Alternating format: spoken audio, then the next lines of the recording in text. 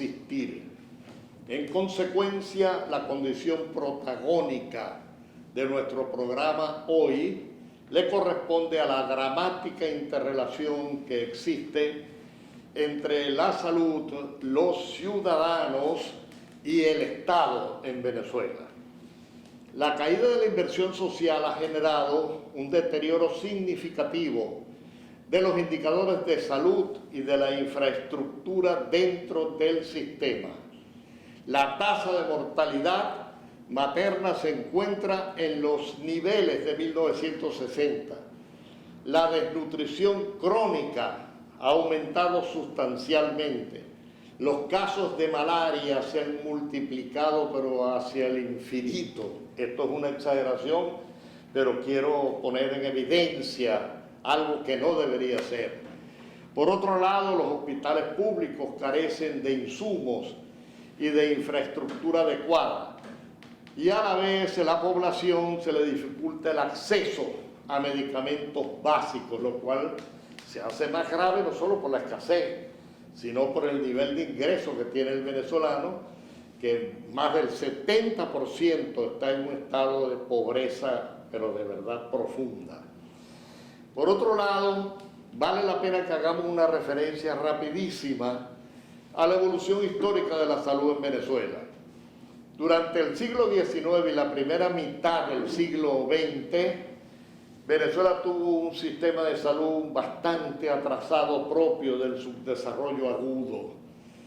Durante todo el siglo, la segunda mitad del siglo XX, hubo un progreso acelerado en materia de salud. Por cierto, que en esta etapa en el estado Zulia hubo logros espectaculares. El 28 de agosto de 1967 se llevó a cabo en Maracaibo el primer trasplante renal en Venezuela. Fue el doctor Bernardo Rodríguez Iturbe quien al frente de un extraordinario equipo de médicos zulianos logró esta hazaña. Exactamente 12 años, un mes y 2 días después, el 2 de octubre de 1989 se efectuó en Maracaibo el primer trasplante hepático en Venezuela, ejecutado por el doctor Dilmo Inestrosa, también con otro equipo muy bueno de médicos. De manera que el Zulia logró la categoría de capital científica de Venezuela por sus avances en materia médica y en materia de salud. Ahora nos toca el relanzamiento del sistema de salud en Venezuela, muy por encima, por supuesto, de lo que hay actualmente, pero también debe estar por encima de lo que ya existía. Todos estos temas los vamos a tratar, entre otros, con la doctora Dianela Parra. Dianela es una gran amiga, pero además, por encima de eso y más allá de eso, ella es una gran luchadora, ha sido decana de la Facultad de Medicina, ha sido diputada al Congreso, a la Asamblea Nacional, presidenta y vicepresidenta del Colegio Médico del Estado Zulia, y además, ¿por qué no decirlo?, una dirigente muy importante en las filas de Acción Democrática. Nosotros tenemos en este momento que vive el país que dejar aparte sectarismo, mezquindades y tonterías de ese tipo, y los valores que tiene Venezuela y el Zulia, en donde quiera que estén, tienen que ser reconocidos y hay que, ponerlos en evidencia. Bienvenida, Dianela, y me gustaría, quizás esté llamándoles la atención las máscaras, me gustaría darte la palabra en esta fase introductoria. Bueno, en primer lugar, muchísimas gracias a Visión Democracia TV en esta especial actividad que han venido desarrollando, instalándose como la vocería, la expresión desde el Zulia para el mundo en temas tan importantes como el que vamos a tocar en este programa. Muchísimas gracias, Fernando, por esta invitación. Y sí, quería iniciar haciendo un llamado a la obligación que tenemos todos de cuidarnos. El virus lo podemos combatir con la máscara, con el lavado de manos y con la distancia social. Si nosotros hablamos sin máscara, por la boca sale el virus, cae al que está sin máscara de frente, que es un ser vivo, y el virus necesita un ser vivo para conservarse. De manera que si nosotros usamos la máscara y nos la sabemos usar, quitándola por las orejas, no tocarla de frente porque aquí está el virus, y por supuesto desecharla si es desechable o colocarla en agua con jabón al llegar a la casa. Tapando siempre la nariz, porque aquí, Fernando, es muy común que la gente hace esto y empieza a hablar.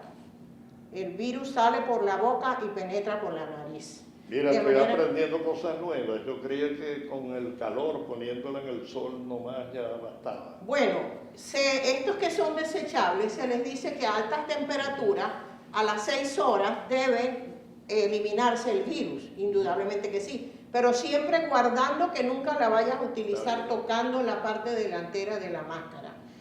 Las manos, al salir de la casa, son enemigas del cuerpo. No puedes tocarte ni los ojos, ni la nariz, ni la boca, ni ningún orificio natural. Queda bien entendido, ¿verdad? Porque existe la posibilidad de que estén contagiadas. Por eso el agua, el jabón y el gel con alcohol. Ahora sí estoy disponible para que iniciemos la entrevista. Sí, Dianela, tengo que decirle a todos que puso orden aquí, nos puso orden a todos, y por eso estamos cumpliendo las instrucciones de la ciencia, de los médicos, pues, como debe ser. Ojalá y todos los políticos, en vez de hacer política con la pandemia, estuvieran haciéndole caso a los médicos, a los científicos, a los que saben de esto. Mira, a mí me gustaría iniciar esta conversación, Dianela, con una pregunta un poco, quizás, después nos metemos a fondo, pero dime una cosa, ¿por qué tú eres médico? ¿Por qué estudiaste medicina? A mí me llama la atención, esto me lo contestas después de este primer corte, ¿no? A mí me llama la atención toda tu tendencia, tu esfuerzo a trabajar siempre en áreas que tienen que ver con la salud del ser humano, ¿no? Pero no solamente como médico, sino en la Asamblea Nacional, en el Congreso, en el Colegio Médico, todo vinculado a la salud. ¿De dónde te viene eso? Isabela. Pero eso me lo contestas después, en el siguiente negro.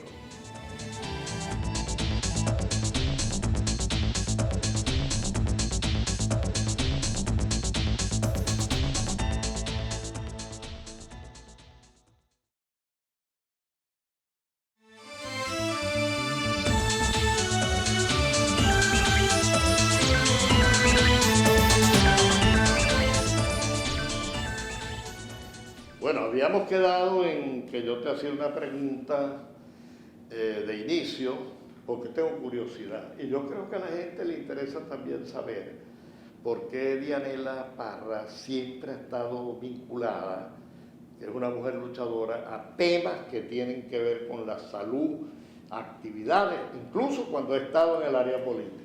Bueno, te voy a confesar que es primera vez que a mí me hacen esa pregunta, en mis 73 años. Pero te lo agradezco mucho porque me va a permitir hacer un recuento importante del porqué de mi vocación social. Yo desde que estudiaba en el Colegio Nuestra Señora del Pilar, me inicié con una formación cristiana muy importante, que ha sido relevante y determinante en mi vida. Quería ser monja, Fernando. ¿Tú querías ser monja? Sí, pero mi papá, que me tenía muy consentida, me dijo que no, que yo tenía apenas 10 años. Y bueno, y vino una situación difícil en mi casa y tuvimos que salir a un colegio público. Bueno, en el colegio público yo igualito seguí con mi lucha social, o sea, yo ayudaba a mis compañeras que eran más pobres que yo, y luego seguí al Liceo Don Pérez y allí conocí a Luis Guillermo Cristalino, ¿Cómo no? que era secretario general de Acción Democrática, fue a visitar a mi padre, y me acuerdo que la primera referencia yo la hice para mi amigo Tulio Alberto Zulbarán, porque mi padre hablaba con Luis Guillermo, sí, mi padre estaba hablando con Luis Guillermo Cristalino, que era el secretario de AD, y le dijo que iban a dar becas para los muchachos. Y ahí hice yo mi primera referencia, o sea, soy médico, porque me gusta ayudar, porque creo que es una de las profesiones que nos permite realmente hacer algo importante por los seres humanos, por nuestros compañeros, por la gente, por la familia, por los niños, por los recién nacidos, por las parturientas, por el que necesita tener salud para vivir. Y me parece que es la carrera más hermosa del mundo, que ejercida con vocación y dedicación nos da muchísimas satisfacciones, y me siento muy feliz de ser médico y de a esta edad haber logrado las cosas que he podido hacer en materia de reformas, de propuestas, de leyes, de actividades para los médicos, para su familia, actividades para los hospitales, atención de enfermos, en fin, es lo más hermoso que me ha marcado y me ha marcado el rumbo de mi vida. Te agradezco mucho la respuesta, porque hasta en el lenguaje gestual y en el tono de voz tú transmites pasión, sí, por lo que haces, ¿no? Sí. Ahora, para complementar esta primera pregunta, cuéntanos tu experiencia en tus tiempos de estudiante en la Facultad de Medicina.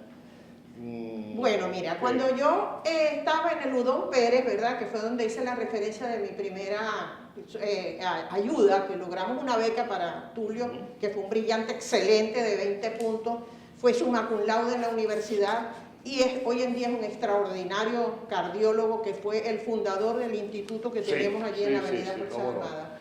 Me retiré de toda actividad política y me dediqué a formarme en la medicina, pero sin embargo allí seguíamos diligenciando acciones para lograr nosotros mejores condiciones como estudiantes, y me dediqué en cuerpo y alma, porque antes las carreras eran más exigentes porque teníamos menos posibilidades de información. Nosotros, para poder estudiar, teníamos que revisar los libros, que eran unos libros como Textura Taller, el libro de medicina interna, el de fisiología, el de bioquímica, y teníamos que hacer disecciones, porque éramos 2 estudiantes por cadáver, para poder conocer a detalle las venas, las arterias, los tejidos, las aponeurosis, los ligamentos, los huesos, todo lo teníamos que estudiar al detalle. De manera que dediqué mi vida de estudiante a ser estudiante y a disfrutar ese espacio universitario tan hermoso, que nos permite esa convivencia, que nos permite el aprendizaje, y que sin darnos cuenta nos está tallando nuestro futuro con cada una de las horas de estudio y cada uno de los espacios que nos ofrece nuestra Universidad del Zulia, que por cierto acaba de cumplirse 74 años de su reapertura. Sí, señor, ayer. Bueno, ayer, no sé cuándo va a sí, salir el bueno, programa. pero no, correcto.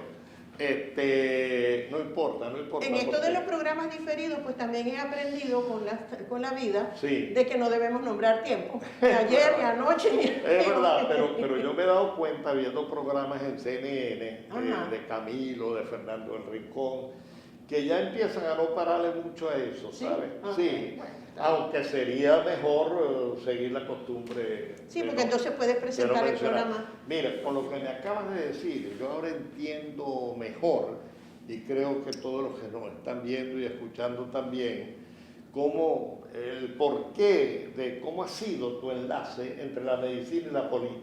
Bueno, mi enlace ha sido fundamentalmente porque yo parto del concepto que la política tiene que ser una vía para luchar y trabajar y lograr el bienestar colectivo. De hecho, mi trayectoria así lo expresa. Mi trayectoria ha sido de servicio. Nunca he ocupado posiciones de gobierno. Las posiciones que he tenido en la universidad las logré con mi currículum, con mis estudios, como investigación, como primera decana que fui de la Facultad de Medicina. E igual ha ocurrido en Acción Democrática, donde, si bien es cierto la predominancia es masculina, también es cierto que nosotros hemos abierto los espacios desde el partido para darle a las mujeres la participación al menos del 50%. Bueno, siguiendo la tradición de Rómulo Betancourt, que le dio el voto a la mujer en 1946. Exactamente, mira, cuando... de manera que por eso es mi enlace, o sea, a mí, mi profesión ha contribuido para ayudar a aquellos que necesitan, que no tienen canal, que no tienen... A mí me llaman todos los días, doctora, necesito esto, necesito una radiografía, necesito una tomografía, necesito hospitalizar algo, mire, me nació el niño. O sea, es una ayuda hermosa que yo puedo hacer con mi doble condición de médico y de político. Cuando regresemos del siguiente negro, Este programa, yo creo que el tiempo nos está faltando tiempo. Sería bueno que habláramos un poco de las causas principales del desastre en el sistema de salud en Venezuela y en este contexto, qué hacer frente a la pandemia. Entonces vamos a un corte muy breve y regresamos inmediatamente.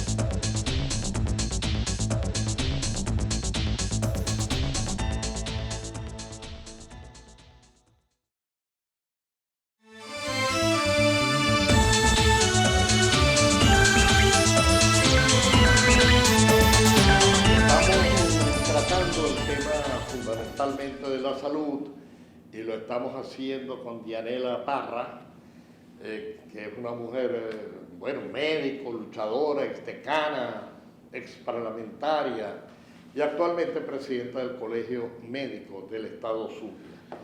Habíamos dejado en el aire el punto siguiente: cuáles han sido las causas principales del desastre en el sistema de salud en Venezuela. Y en este contexto, ¿qué hacer frente a la pandemia? El sistema de salud de Venezuela venía progresando. De hecho, los antecedentes que tú señalabas en el inicio del programa, de ser Maracaibo especialmente designada la capital científica del país, por los alcances que nosotros hemos logrado o habíamos logrado como médicos, como investigadores, con todo el equipo de profesionales de salud, en el marco de la evolución que venía haciendo el sistema, que veníamos creando el posgrado de medicina familiar, donde yo fui su fundadora con el doctor Pedro Iturbe, que en paz descanse, con el objeto de poder hacer un sistema de atención primaria. Hacia allá iba enfocada la tarea del sistema de salud venezolano. Hasta que llegaron en el año 2000 unos individuos que trajeron desde Cuba y empezaron con el deseo de poder penetrar este país. Empezaron a crear lo que denominaron Misión Barrio Adentro, con el pretexto de que los médicos venezolanos no queríamos ir a los barrios, cuestión absolutamente falsa, porque nunca fue convocado ningún concurso y nosotros por ley debemos ir obligatoriamente al medio rural. Allí vino el debacle. ¿Por qué? Porque crearon un sistema paralelo, empezaron a construir consultorios de integrales, con los CDI empezaron a derivar los recursos que debería tener el sistema de salud venezolano, que se estaba haciendo como referencia a nivel del mundo, quedó abandonado, y allí tenemos los esqueletos de hospitales. Tenemos aquí detrás, cerca del Hospital Central, este es el Hospital Chiquinquirá, inoperativos, no tienen servicio de cirugía, los pabellones están prácticamente clausurados, no tienen agua ni electricidad, es decir, dejaron caer el sistema tradicional para supuestamente alimentar un sistema paralelo que ha sido un total fracaso, porque aquí están los indicadores. Hemos incrementado la mortalidad materna, han regresado enfermedades que habíamos erradicado, como la tuberculosis, como la malaria. Hemos visto casos hasta de tétanos, hemos visto muchísimos casos de sarampión, de rubiola. El sistema de inmunizaciones de protección para los niños está caído. Los sistemas de oncología, las bombas de radioterapia, todo eso está caído. ¿Qué vamos a hacer? Estamos en una pandemia. Indudablemente que todos los médicos estamos a disposición del sistema público de salud para atender la emergencia, pero una pandemia con unos hospitales sin agua, con unas casas, en tu casa no hay agua, en mi casa no hay agua. ¿Cómo nos lavamos las manos? Y allí la alta incidencia y fundamentalmente los equipos de protección personal que requieren los médicos. Nosotros llevamos 36 médicos que han fallecido por coronavirus en 3 meses, desde el 16 de junio a esta fecha. Llevamos 36 médicos nomás en el Zulia, porque nosotros llevamos la estadística.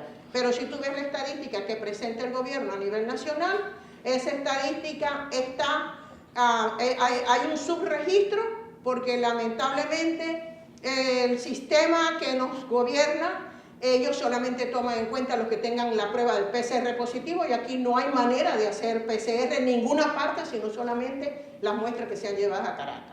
Para controlar esa pandemia nosotros necesitamos servicios públicos activos, necesitamos insumos, necesitamos equipos de protección personal, que por cierto agradecemos a la UNICEF por intermediación de un par de maracuchos que oyeron un audio que saqué para pedir auxilio, porque necesitamos recursos para los médicos, las enfermeras, los bionalistas, para que se protejan, para que no nos siga ocurriendo que se nos está muriendo el personal. Y ellos escucharon nuestro llamado, y el Colegio de Médicos en este momento está distribuyendo 1.588 litros de gel y 756 mascarillas, que nos dieron que nos dio 2.500 mascarillas que nos dio la UNICEF, 756 cajas de mascarillas. Así es que así es como se resuelven los problemas.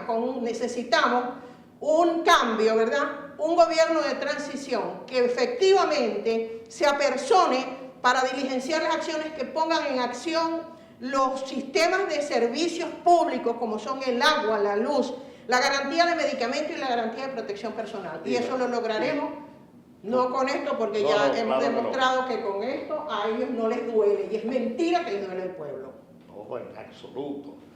Mira, ¿y cómo podríamos hacer para que tanto el sector público como el privado, en lo que viene, por lo que tú estás diciendo es verdad, con esta gente no se puede, los dos sectores puedan en conjunto darle el frente a la tragedia que hay en el sistema? Lo que está pasando con el sistema público está pasando en el sistema, casi en el sistema privado también. El sistema privado se ha visto muy afectado porque lo primero que salieron de aquí fueron los laboratorios, o sea que el gobierno no les pagó a los laboratorios los dólares que les tenía que pagar por el servicio que ellos prestan de fabricación de medicamentos y venta. En consecuencia nos quedamos con una capacidad farmacéutica prácticamente del 30%, y el sector privado ha sufrido esa falla, como también ha sufrido la falla de los equipos, porque lamentablemente no se ha hecho un esfuerzo por darle apoyo a la Facultad de Ingeniería o a la Facultad de Medicina para poder formar expertos en el área de biosalud.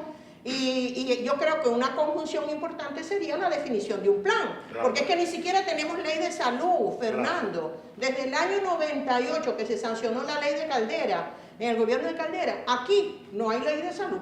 Por eso es que es un país sin ley, no puede echar adelante en una materia tan importante como es la salud. Mira, mirando hacia el futuro, ¿qué opinas del papel que pueden tener los niños?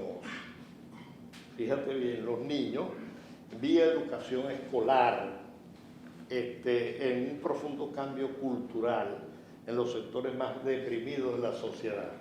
Tú sabes que yo tengo otra pregunta, porque a mí me impresionó mucho en una escuela en un barrio muy humilde, el énfasis de las maestras, eran maestras, diciéndole a los niñitos técnicas de higiene, de cepillarse, de cosas.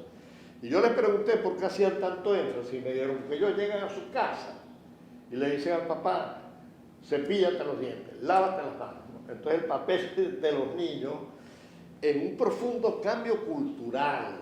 Bueno, fíjate, Fernando, mejor higiene. Nosotros somos expresión de lo que era la educación en Venezuela. Exactamente.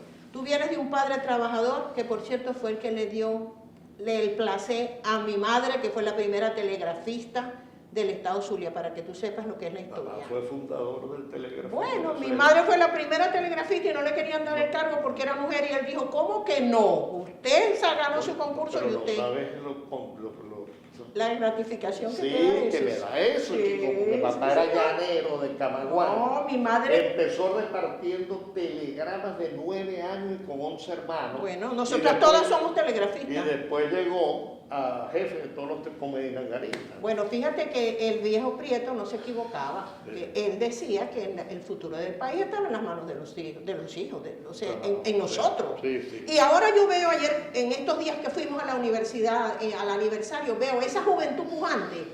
Ese esfuerzo que están haciendo los muchachos, eso indica que nosotros vamos a salir adelante. Y es muy importante los primeros pasos de la escuela, que lamentablemente hoy está devastada. También. La educación está devastada porque se está pretendiendo dar una educación virtual en un país donde solamente tienen acceso al internet un 10% y a computadoras y aparatos inteligentes quizás menos. Entonces, ¿cómo se puede pretender dar una educación inicial a un niño que no sabe ni siquiera manejar un equipo, o que si lo sabe manejar no tiene cómo hacerlo porque no tiene ni luz ni internet? Entonces, estamos en una situación donde está en juego el futuro del país por una formación defectuosa que está recibiendo nuestra niñez, porque no están recibiendo los insumos necesarios para formar un buen ciudadano identificado con la democracia y con principios de solidaridad. Aquí estamos en una sobrevivencia y lo que estamos observando es que uno le quita los zapatos al otro porque no tiene zapatos. O sea, se está promoviendo los niños en la calle, a riesgo, limpiando vidrios. Eso es lo que está haciendo la juventud que no tiene recursos en nuestro país. Entonces es muy grave el futuro y por eso es que se hace necesario un gobierno de transición que verdaderamente sea responsable y se apersone en la educación como el primer eslabón para lograr el desarrollo de cualquier nación. Bueno, Dianela, realmente te agradezco mucho este programa porque ahora entiendo yo, bueno, tú sabes que yo me formé en la juventud de ADESTA. Claro. De lo cual me siento orgulloso. Y por eso es que eres buen dirigente. ¿Sí? Claro, Bueno, que tiene buenas bases. Bueno, y te agradezco mucho la participación en este programa y sobre todo la pasión y conocimiento que le pones a las cosas.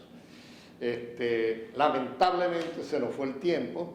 Yo invito a todos los que nos han oído y escuchado a que muy pronto estaremos en otro programa tan interesante como este, sobre otro tema posiblemente, aunque tenemos que volverlo a tratar más adelante, por nuestro canal Democracia TV, ¿no?